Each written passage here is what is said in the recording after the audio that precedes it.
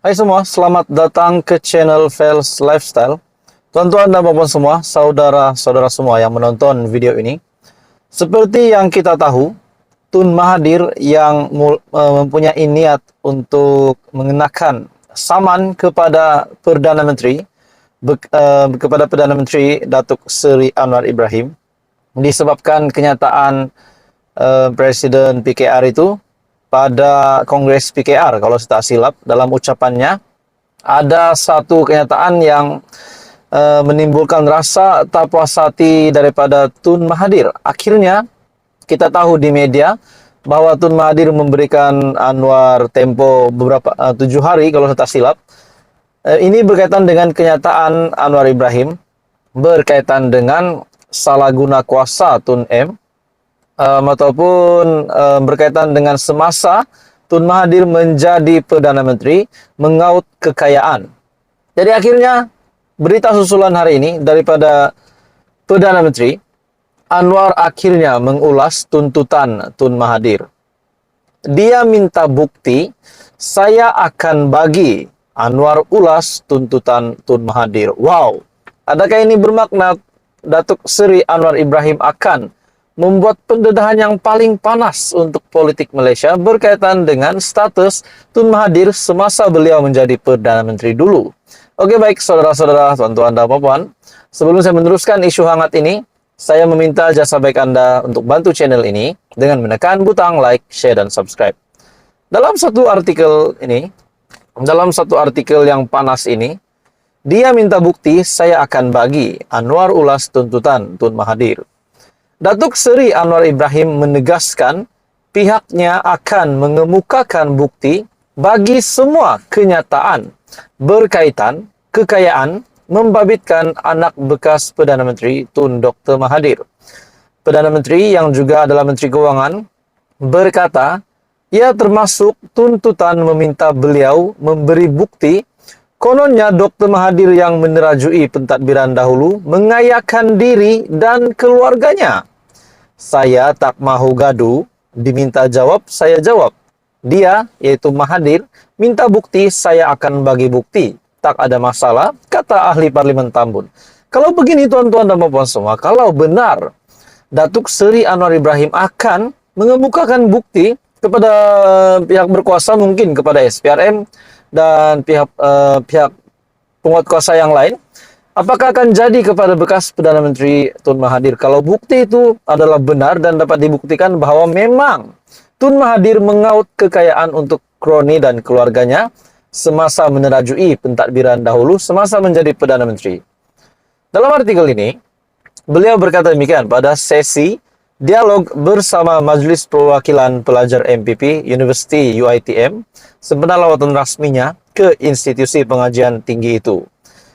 Dalam pada itu, Dr. Mahathir pada Selasa lepas dilapor setuju untuk memberi masa lanjutan kepada Anwar untuk menjawab notis tuntutannya yang menuntut Presiden PKR itu menarik balik kenyataan didakwa memfitnahnya pada Kongres Nasional Khas PKR 2023. Bekas ahli Parlimen Langkawi yang mengemukakan notis tuntutan kepada Anwar pada 27 Mac lalu menerusi Tuan Rafiq melalui serahan tangan ke pejabat Perdana Menteri sebelum ini memberi tempo 7 hari kepada Anwar supaya menarik balik kenyataan berkenaan.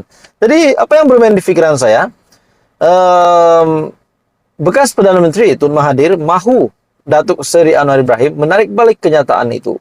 Kalau benar kenyataan itu memang berbau fitnah, kenapa kita dapat lihat bahwa Mahathir mahu Perdana Menteri untuk menarik kenyataan itu?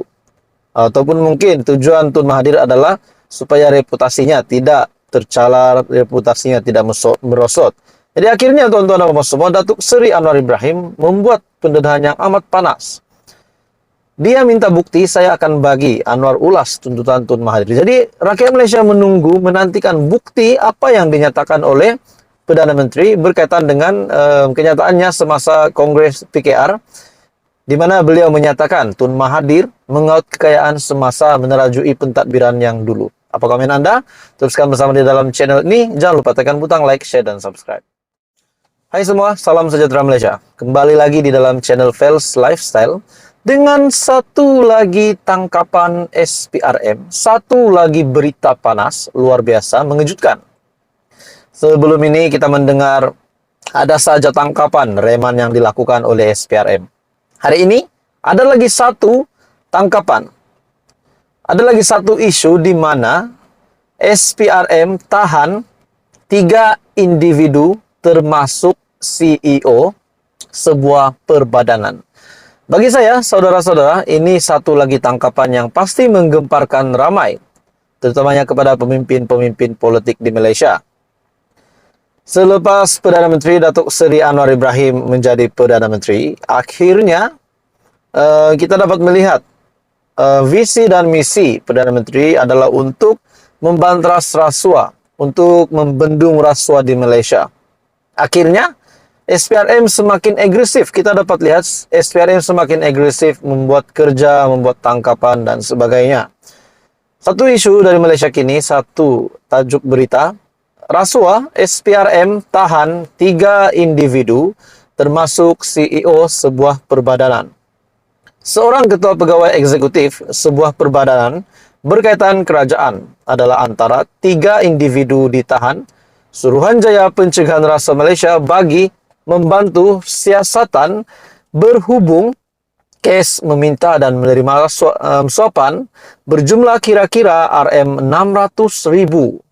Menurut sumber SPRM, ketiga-tiga lelaki berusia antara 39 hingga 54 tahun itu ditahan di Ibu Pejabat Suruhanjaya Pencegahan Rasuah Malaysia di Putrajaya kira-kira 8 malam semalam ketika hadir untuk memberikan keterangan. Jadi tuan-tuan dan puan semua, menurut Anda setelah Perdana Menteri, setelah Datuk Seri Anwar Ibrahim yang menjadi Perdana Menteri, kita dapat lihat bahwa tiba-tiba saja banyak kes rasuah yang timbul, yang selama ini saya dapat andaikan tenggelam ataupun disorokkan. Namun setelah Perdana Menteri Datuk Seri Anwar Ibrahim menjadi menerajui kerajaan, akhirnya waktu demi waktu, perlahan demi perlahan, akhirnya ada saja tangkapan daripada SPRM, ada saja isu berkenaan dengan SPRM. Sumber itu juga berkata, suapan dipercayai diberikan bagi membantu sebuah syarikat mendapatkan tender berkaitan kerja menaik taraf sistem mechanical dan electrical yang merupakan sebahagian daripada projek berjumlah lebih RM15 juta untuk menaik taraf sebuah bangunan Ibu Pejabat di Jalan Ampang, Kuala Lumpur. Menurut sumber itu, Ketua Pegawai Eksekutif itu dipercayai menerima suapan berjumlah kira-kira RM600,000 daripada sebuah syarikat melalui 2 lagi lelaki sebagai upah membantu syarikat terbabit mendapatkan projek kerja-kerja menaik taraf sistem mechanical dan electrical di bangunan berkenaan. Pengarah kanan bahagian operasi khas SPRM, Datuk Tan Kang Sai, ketika dihubungi mengesahkan penahanan tersebut dan berkata, ketiga-tiga lelaki itu disiasat di bawah Seksyen 17A Akta SPRM 2009. Menurut sumber SPRM itu, kesemua mereka kini direman selama 4 hari, bermula hari ini hingga 10 April selepas Magistrat Irza Zulaika Rohanuddin membenarkan permohonan SPRM di Mahkamah Magistrat Putrajaya di Putrajaya hari ini. Jadi akhirnya berita ini yang diterbitkan pada 7 April berkaitan dengan satu isu rasuah, SPRM tahan 3 individu termasuk CEO sebuah perbadanan. Jadi kita dapat lihat SPRM ini sedang agresif menjalankan kerja. Tidak kira siapapun asalkan terlibat rasuah mesti akan dikenakan tindakan.